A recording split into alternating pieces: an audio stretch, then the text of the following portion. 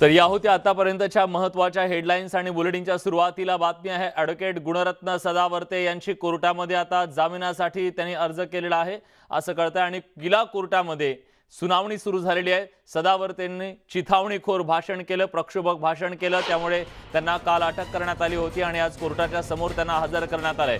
सरकारी वकील प्रदीप घरत यांनी युक्तिवाद करायला सुरुवात केली आहे सरकारच्या बाजूने आणि त्यांनी स्पष्टपणे सांगितलेलं आहे की 14 दिवसांची त्यांना पोलीस कोठडी द्यावी। त्यांच्या चिथावणीखोर भाषणांमुळेच ही सगळी परिस्थिती निर्माण झालेली होती। दरम्यान मराठा आरक्षण प्रकरणी सदावर्तेंनी याचिका केली। याचिकेमुळे सदावर्तेंना चुकीची वागणूक मिळाल्याचा दावा महेश वासवानी यांनी केलेला आहे। ही दृश्य आहे जेव्हा त्यांना कोर्टामध्ये हजर केलं जात होतं तर आपली हत्या होऊ शकते अशा प्रकारचा दावा गुणरत्न सदावर्ते यांच्याकडून केला जातोय। गेल्या अनेक दिवसांपासून सातत्याने हा दावा ते करतायत आणि आज न्यायालयामध्ये ही सुनावणी सुरू आहे। किला कोर्टामध्ये दोन्ही बाजूंनी जोरदार असा युक्तिवाद केला जातोय। महेश वासवानींनी युक्तिवाद केला की सदावर्ते हे उच्च शिक्षित आहेत, घरात घुसू असं सदावर्ते कधी बोललेले नव्हते। घटना घडली तेव्हा सदावर्ते हे कोर्टात होते हेही त्यांनी स्पष्ट केलेलं आहे। नंतर सदावर्ते घरी होते, पळून गेलेले नाहीत असाही दावा त्यांच्या वकिलांनी अर्थात महेश वासवानींनी केलेला आहे। बारामतीला जाऊन आंदोलन करणार असं ते बोललेले होते। सदावर्तेंचे वकील वासवानींनी युक्तिवाद केलेला आहे आणि या युक्तिवादाच्या नंतर न्यायालय काय निर्णय देतं हे पाहणं महत्त्वाचं असेल। प्रणाली कापसे आपल्या प्रतिनिधीत आपल्या सोबत आहेत। प्रणाली, काय सुरू आहे कोर्टामध्ये?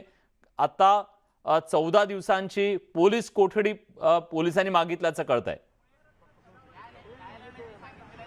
अगदी खरं आहे। दोन प्रकारच्या गोष्टी आता कोर्टामध्ये घडत आहेत। एकीकडे ॲडव्होकेट गुणरत्न सदावर्ते यांचे जे वकील आहेत महेश वासवानी ते युक्तिवाद करतायत, तर सरकारी वकील जे आहेत ते सुद्धा या प्रकरणामध्ये आपल्याला इंटरव्ह्यू करताना दिसत आहे। सरकारी वकिलांनी आणि पोलिसांनी 14 दिवसाची कोठडी मागितली आहे। जे सगळे आरोपी आहेत त्यांना आता 110 कर्मचारी जे आहेत त्यांना आरोपी म्हणून आणण्यात आलेले आहे कोर्टामध्ये। तर दुसरीकडे ॲडव्होकेट गुणरत्न सदावर्ते यांच्या वकिलांनी त्यांचा जामीन अर्ज तो सादर केलेला आहे। त्यामुळे या प्रकरणामध्ये आता या सगळ्या कर्मचाऱ्यांसह ॲडव्होकेट गुणरत्न सदावर्ते यांना 14 दिवसाची कोठडी मिळते का, की त्यांचा जो जामीन अर्ज या ठिकाणी सादर करण्यात आला तर त्या जामीन अर्जाअंतर्गत त्यांना जामीन मिळतो, या दोन गोष्टी बघणं अतिशय महत्त्वाचं ठरणार आहे। आज जो युक्तिवाद झाला या युक्तिवादादरम्यान आपण बघितलं की सदावर्ते यांच्या वकिलांच्या वतीनं हे सांगण्यात आलेलं आहे की हे संपूर्ण प्रकरण जे आहे कुठे ना कुठे मॉडिफाय करण्यात आलेलं आहे, बदल करण्यात आलेला आहे या संपूर्ण जी FIR लिहिण्यात आली आहे त्याच्यामध्ये। आणि ॲडव्होकेट गुणरत्न सदावर्ते यांना जाणीवपूर्वक गोवलं जात आहे, राजकारणाचा तो एक भाग आहे। जेव्हापासून ॲडव्होकेट गुणरत्न सदावर्ते हे ST कर्मचाऱ्यांचं नेतृत्व करतायत तेव्हापासून विविध प्रकारचे वक्तव्य त्यांच्याकडनं केली जातात आणि तेव्हापासूनच सदावर्ते हा आरोप सुद्धा करते की त्यांच्या जीवाला धोका आहे। आज जेव्हा गावदेवी पोलीस स्टेशनमधून त्यांना कोर्टामध्ये आणण्यात आलं त्यावेळेला सुद्धा त्यांनी अशा पद्धतीचं वक्तव्य केलेलं आहे की माझ्या जीवाला धोका आहे। आणि आज जेव्हा त्यांचे वकील या ठिकाणी युक्तिवाद करतात त्यावेळेला सुद्धा आपण पाहतोय की त्यांच्या वतीनं हे सांगितलं जातं की हे सगळं राजकीय हेतून पुरस्सर असं आहे आणि त्यामुळे FIR मध्ये सुद्धा कुठे ना कुठे काहीतरी बदल करण्यात आलेला आहे, जो बदल सदावर्ते यांच्या विरोधात जाईल अशा पद्धतीचे मॉडिफिकेशन या FIR मध्ये करण्यात आल्याचा दावा त्यांनी केलेला आहे। आणखी एक महत्त्वाची गोष्ट म्हणजे वकील या ठिकाणी सांगतायत सदावर्ते यांचे की हे संपूर्ण प्रकरण जे आहे अगदी पहिल्या दिवसापासून जर आपण बघितलं तर कालपासून जेव्हा सदावर्ते यांना या प्रकरणामध्ये अटक झाली तेव्हापासून ते सातत्यानं असं सांगतात की या प्रकरणात त्यांना गोवलं जात आहे।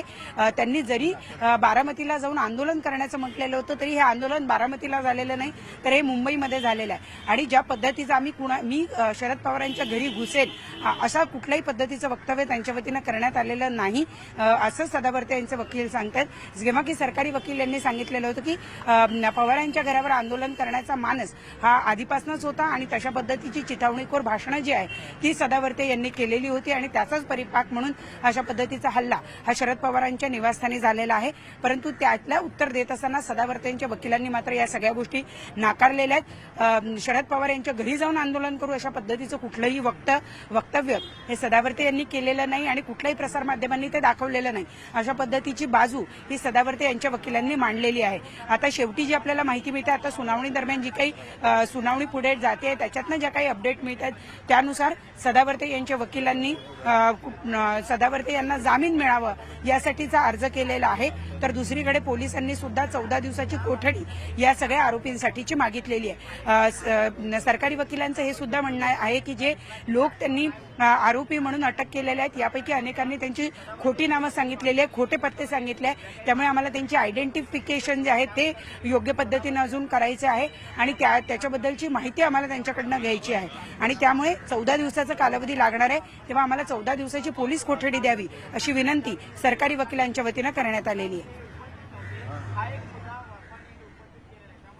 नक्कीच प्रणाली, तुम्ही सोबत राहात कारण कोर्टामध्ये हे सगळी सुनावणी सुरू आहे। पण आता जी माहिती आपल्याला सूत्रांकडून मिळते त्यानुसार कालच्या घटनेच्या अहवालात नेमकं काय काय नमूद करण्यात आलेलं आहे, तर आझाद मैदान पोलीस स्टेशनचे काही अधिकारी सुद्धा याला जबाबदार आहेत, त्यांनी सुद्धा कर्तव्यात कसूर केली। इंटेलिजन्सचे काही कर्मचारी सुद्धा जबाबदार आहेत आणि सिल्वर ओकच्या चौकीमधून योग्य संवाद साधला गेला नाही अशी सूत्रांकडून माहिती मिळते। त्यामुळे केवळ आता इकडे ज्यांनी आंदोलन केलं त्या आंदोलकांवरती कारवाई होतीयच, पण दुसऱ्या बाजूला पोलिसांनी ज्यांनी कसूर केलेला आहे त्यांच्यावर सुद्धा कदाचित ठपका ठेवला जाऊ शकतो आणि कारवाई होऊ शकते असं कळतंय। पोलीस अधिकारी जबाबदार असल्याचा हा आरोप करण्यात आलेला आहे।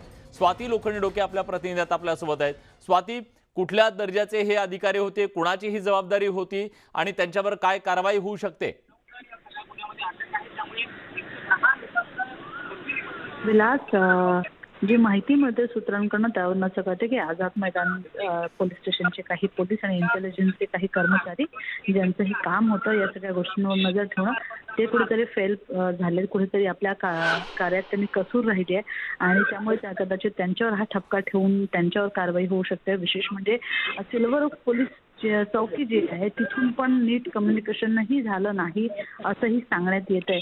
त्यामुळे काही वेळातच गृहमंत्री वळसे पाटील माध्यमांशी संवाद साधणार आणि आपल्याला कळू शकेल की नेमकं हे कोणत्या दर्जाचे अधिकारी होते, कारवाई म्हणजे कोणत्या प्रकारची कारवाई केली जाते हे आपल्याला काही वेळातच कळू शकेल। पण ही खूप महत्त्वाची बाब आहे की मुख्यमंत्र्यांना आणि शरद पवारांना जो अहवाल दिला गेलाय कालच्या घटनेबाबत नेमकं सरकारने काय केलंय त्याच्यात या गोष्टी सगळ्या नमूद करण्यात आल्या। धन्यवाद स्वाती, तुम्ही दिलेल्या सगळ्या सविस्तर माहितीबद्दल। तेव्हा आताची या घडीची महत्त्वाची बातमी इंटेलिजन्स फेल्युअरच्या बद्दल सातत्यानं न्यूज 18 लोकमतच्या माध्यमातून सुद्धा आम्ही प्रश्न उपस्थित करत होतो। पोलिसांच्या काही चुका झाल्या का याबद्दलचे प्रश्न उपस्थित करत होतो आणि आता जी माहिती आपल्याला सूत्रांकडून मिळते तर काही लोक याला निश्चितपणे जबाबदार आहेत। सिल्वर ओक चौकीतून सुद्धा योग्य संवाद साधला गेला नाही हे आता अहवालात नमूद करण्यात आलेला आहे आणि हा अहवाल काही जणांवर शेकू शकतो, त्यांच्यावर काही अधिकाऱ्यांवर कदाचित कारवाई सुद्धा केली जाऊ शकते असं कळतंय कारण राज्य सरकारनं या संपूर्ण घटनेची गंभीर अशी दखल घेतलेली आहे। काल राष्ट्रवादी काँग्रेसचे अध्यक्ष शरद पवार यांच्या सिल्वर ओक या निवासस्थानी एसटी कर्मचाऱ्यांनी आंदोलन केलेलं होतं, हल्ला केलेला होता आणि या हल्ल्याच्या दरम्यान इथल्या सुरक्षा व्यवस्थेवर सुद्धा प्रश्नचिन्ह उपस्थित केलं गेलं होतं। सिल्वर ओकवर झालेल्या हल्ल्याची गंभीर दखल राज्य सरकारनं घेतली आहे। शरद पवार यांच्यासारख्या मोठ्या नेत्याच्या घरावर हल्ला होत असताना पोलीस दल काय करत होता असा सवाल आता उपस्थित झालाय। हल्ला रोखण्यात पोलीस अपयशी ठरले का? पोलिसांची गुप्तचर यंत्रणा काय करत होती असा सवाल उपस्थित होतोय।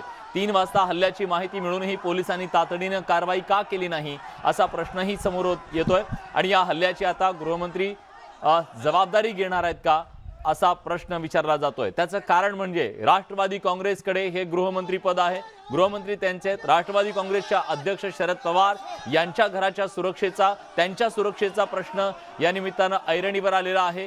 बघा, पहिल्या दृश्यामध्ये तुम्हाला दिसतंय की शरद पवार यांच्या निवासस्थानाच्या बाहेर किती तोकडी सगळी पोलीस यंत्रणा उभी होती। काही बोटावर मोजण्या इतके सगळे पोलीस तिथं होते, पण मॉब मोठा होता, त्याच्या पुढे या पोलिसांचं काहीही चाललं नाही। पोलीस तिथं बळाचा वापर सुद्धा करू शकत नव्हते कारण ते संख्येनं सुद्धा कमी होते आणि आंदोलक मात्र खूप मोठ्या संख्येने होते। उग्र आंदोलन झालेलं होतं, त्यांच्या भावनांचा उद्रेक झालेला होता आणि आक्रमक असे हे आंदोलक रोखण्याचा प्रयत्न तिथल्या काही कर्मचाऱ्यांनी जरूर केला, पण त्यांना त्यात यश आलं नाही कारण त्यांची संख्या अतिशय कमी होती। पण मग हे का झालं? जर पोलिसांना याच्याबद्दलची माहिती आधीच मिळालेली होती याचा अर्थ इंटेलिजन्सला याच्याबद्दलची माहिती होती की अशा प्रकारचं काहीतरी आंदोलन तिथं होतंय किंवा होणार आहे. मग अशी माहिती असताना सुद्धा पोलिसांनी तिथं वेळीच कुमक का पाठवली नाही, पोलिसांना यायला अर्धा तास का लागला आणि हे आंदोलक तोपर्यंत तिथं धुडगूस घालत होते, अशा अनेक गोष्टी या अहवालातून त्याच्यावरती बोट ठेवण्यात आलेला आहे आणि त्याचमुळे कुठेतरी आता काही लोकांवर कारवाई होऊ शकते. पण आताची आणखीन एक महत्त्वाची बातमी ती म्हणजे गुणरत्न सदावर्ते यांना 14 दिवसांची पोलीस कोठडी देण्यात यावी अशी मागणी सरकारी वकिलांनी केलेली आहे. तिकडे युक्तिवाद सुरू आहे, दोन्ही बाजूंनी जोरदार युक्तिवाद केला जातोय.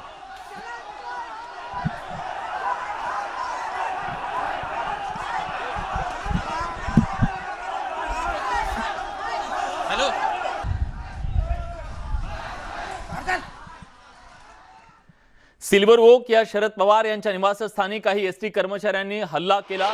या हल्ल्यानंतर मुंबई पोलीस दलावरती प्रश्नचिन्ह निर्माण केले. खरं तर नावलौकिक आहे मुंबई पोलिसांचा, पण शरद पवार यांच्यासारख्या नेत्याच्या घरावरची ही सुरक्षा व्यवस्था ठेवण्यामध्ये अपयश आलं का? या हल्ल्याची पोलिसांना कशी पूर्वकल्पना नव्हती असा सवाल उपस्थित केला जातोय. इतक्या मोठ्या संख्येनं आंदोलक शरद पवार यांच्या निवासस्थानी चाल करून जात असताना पोलिसांना त्यांना रोखण्यात अपयश का आलं? पोलिसांच्या अपयशावर विरोधकच नाही तर सत्ताधाऱ्यांनी सुद्धा सवाल उपस्थित केलाय. खुद्द उपमुख्यमंत्री अजित पवार आणि विजय वडेट्टीवार, बाळासाहेब थोरात यांनी सुद्धा पोलिसांच्या कार्यक्षमतेवर प्रश्नचिन्ह उपस्थित केलेला आहे. पोलीस नेमकं काय करत होते असा सवाल विचारला जातोय. तर विरोधी पक्षनेते देवेंद्र फडणवीस यांनी सुद्धा मुंबई पोलिसांच्या कार्यक्षमतेवर प्रश्नचिन्ह उपस्थित केलंय.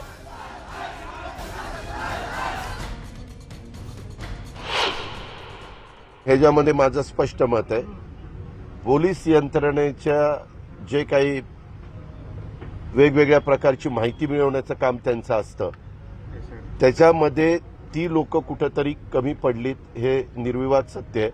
कारण ती लोक ज्यावेळेस तिथं आलेली होती त्याच्या मागे मीडियाचे पण कॅमेरे आहेत. मग मीडियाचे कॅमेरे येतात याचा अर्थ मीडिया बरोबर माहिती घेतं. म्हणजे मीडियाचंही काम तेच आहे की कुठं काय चाललेलं आहे ते ॲक्युरेटपणे लोकांच्या समोर दाखवण्याचा प्रयत्न करायचा.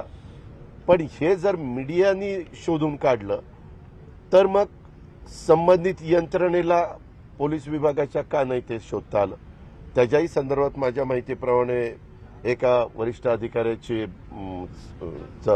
चौकशी, त्या वरिष्ठ अधिकाऱ्याला त्याच्याबद्दलची चौकशी करायला सांगितलेली आणि त्याच्यातल्या वस्तुस्थिती पुढे येईल. नाही, पोलिसांची गफलत नक्कीच झालेली आहे. पोलीस यामध्ये चुकले आहेत आणि त्या संदर्भात आवश्यक चौकशी होण्याची आवश्यकता आहे. गृह विभाग त्या संदर्भात त्या दिशेने की का कसं एकदम अचानक झालं, काय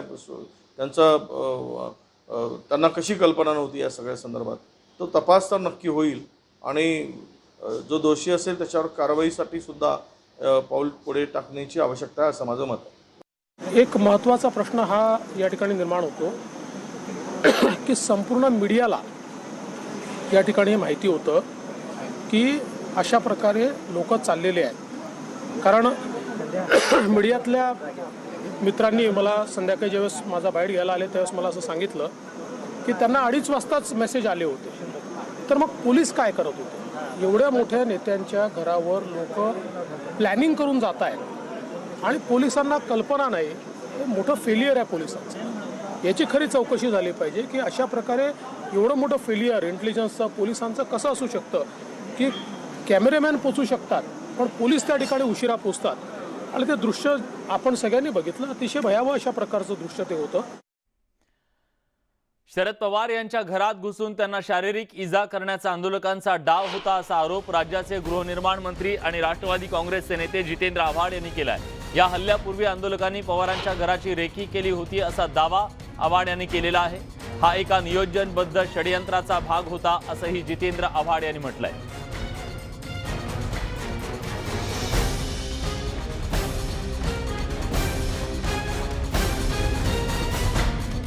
नातीने खाली बघितलं म्हटल्यावर आजीला येऊन सांगितलं, आजी दरवाजा लाव, काहीतरी येत आहेत लोक. दरवाजे लावले पण ते लोक दरवाजापर्यंत पोहोचले. तोपर्यंत समजा पोलिसांनी कार्यक्रम थांबवला. पण एका डोळे मिटून असा विचार केला आणि ते घर आणि जे आम्हाला दिसतं कडी तर अशी ढकलली तर तुटणारी कडी आहे त्यांच्या घराची, आणि त्यांच्या घरात ते कधीच पोलीस बंदोबस्त ठेवत नाही किंवा पोलिसांना गराडा घालून ते बसत नाही. समजा एखाद्या दारुड्याने ते घर दरवाजा जोरात तोडला असता आणि हा मॉब घरात घुसला असता तर काय झालं असतं. आणि मला वाटतं प्लॅन त्यांचा तोच होता की शरद पवारांना शारीरिक इजा करण्याचा. मी हा गंभीर आरोप अत्यंत जबाबदारीने करतोय, अत्यंत जबाबदारी. लोक येत आहेत आणि कॅमेरामॅन सगळे उभे आहेत, पूर्ण त्यांच्या मागे पुढे धावत आहेत. याचं इट वॉज वेल प्लॅन्ड. जेव्हा कॅमेरामॅन घेऊन माणूस आतमध्ये जातो, सगळ्या पत्रकारांना माहीत असतं, आणि it was a planned violent strategy. मी अत्यंत जबाबदारीने बोलतोय की आता जे मला चित्र दिसतंय, आता मी जो अभ्यास करतोय, की त्यांनी जर घर तोडलं असतं आणि ते आतमध्ये गेलं असते तर त्यांच्या मनातला जो हेतू होता त्यांनी करून दाखवला असता. नशिबाने महाराष्ट्राचं भाग्य की असं काही झालं नाही, देशाचं भाग्य की असं काही झालं नाही, कारण का तो लोकशाहीचा खून ठरला असता. ब्रेकनंतर तुमचं पुन्हा एकदा स्वागत. तुम्ही पाहताय दुपारच्या बातम्या. आंदोलकांना भडकवणाऱ्यांवर कारवाई करणार असल्याचं राज्याचे परिवहन मंत्री अनिल परब यांनी स्पष्ट केलंय. एसटी कर्मचाऱ्यांना भडकवण्यात आल्याचंही परब यांचं म्हणणं आहे. गुणरत्न सदावर्तेंनी आंदोलकांची दिशाभूल केल्याचा आरोप अनिल परब यांनी केलाय आणि आंदोलकांना भडकवणाऱ्यांवर कारवाई करणार असल्याचंही सांगितलंय. कायदा हातात घेतल्यास कारवाई होणार. आंदोलकांना ज्या पद्धतीनं सातत्यानं भडकवण्यात आलं त्यामुळे हे सगळं घडल्याचाही आरोप परिवहन मंत्री अनिल परब यांनी केलेला आहे.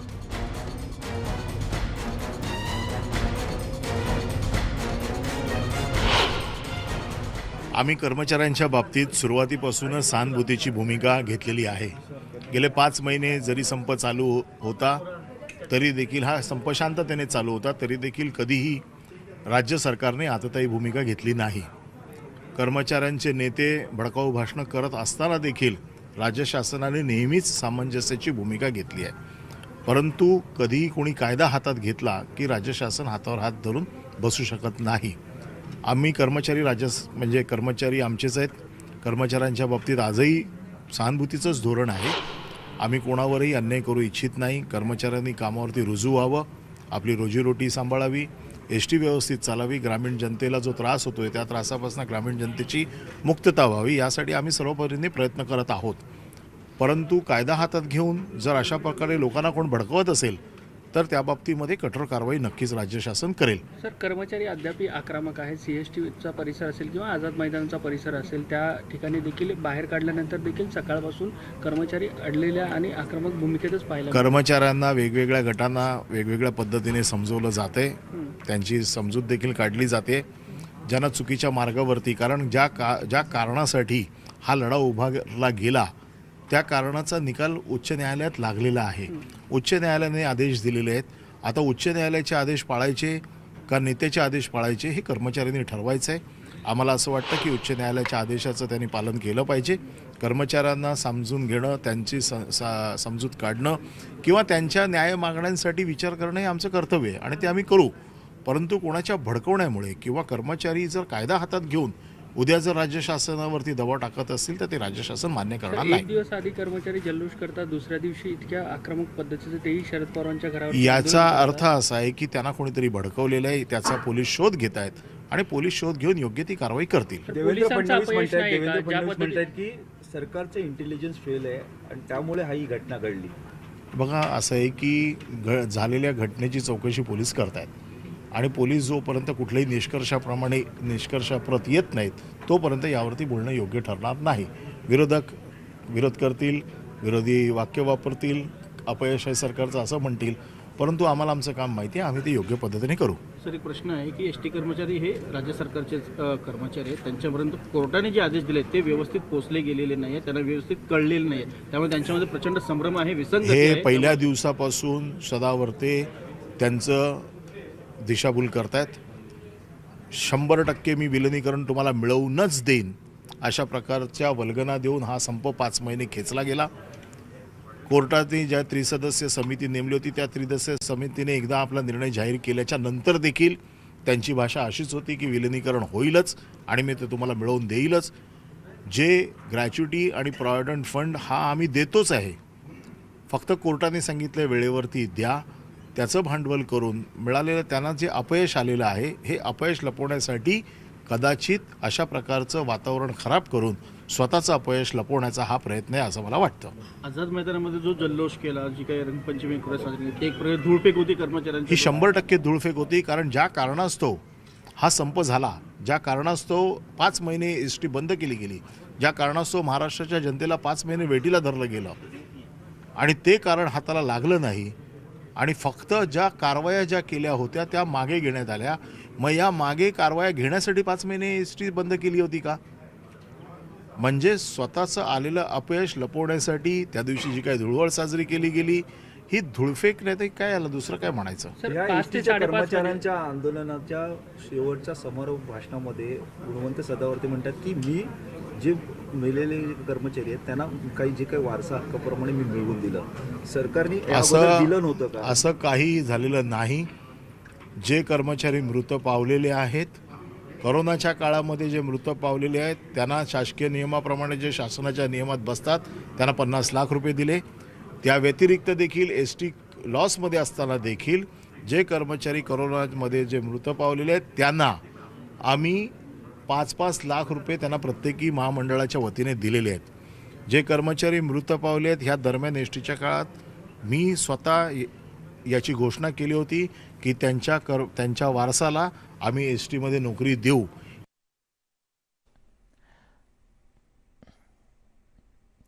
यानंतर आता एक नजर टाकूया देशातल्या प्रमुख शहरातल्या आजच्या तापमानावर.